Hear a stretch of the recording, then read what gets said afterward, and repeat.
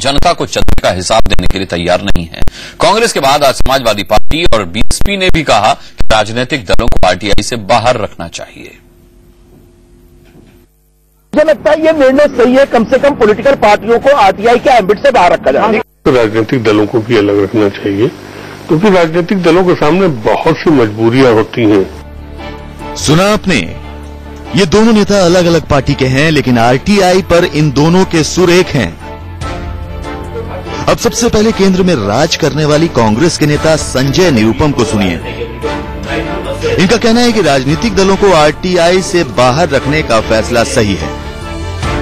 अगर राजनीतिक दलों को आरटीआई के तहत रखा गया तो बड़ी परेशानी खड़ी हो जाएगी।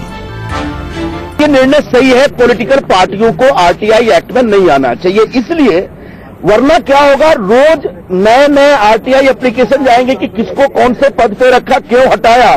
तो सवाल सिर्फ ये नहीं है कि हम चुनाव में कितना खर्च करते हैं, सवाल यह है कि पॉलिटिकल पार्टियों के जो इंटरनल कामकाज है उसके ऊपर भी रोज छीछा नजर होगी।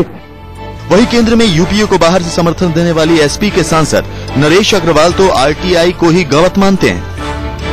हम इससे सहमत हैं कि जिस तरह डिफेंस, सीबीआई, माननीय न्यायाधीशों, अदालतों आदि को इससे अलग रखा गया, उससे राजनीतिक दलों को भी अलग रखना चाहिए, क्योंकि राजनीतिक दलों के सामने बहुत सी मजबूरियां होती हैं, बहुत से ऐसे सिस्टम होते हैं जिस सिस्टम को जनता में नहीं उजागर किया जा सकता है।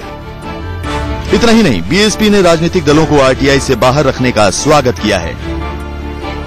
दरअसल यूपीए सरकार केंद्रीय सूचना आयोग के उस फैसले के विरोध में अध्यादेश लाने पर विचार कर रही है, जिसके तहत सीआईसी ने बड़े राजनीतिक दलों को मिलने वाले चंदे की पूरी जानकारी आरटीआई के तहत देने को कहा था।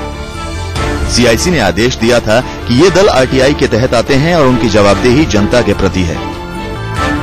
मगर चंदे के पीछे का सच छिपाने के लिए सारे राजनीतिक दल इस फैसले का विरोध कर रहे हैं। RJD Rakesh Tandon, Delhi, India news.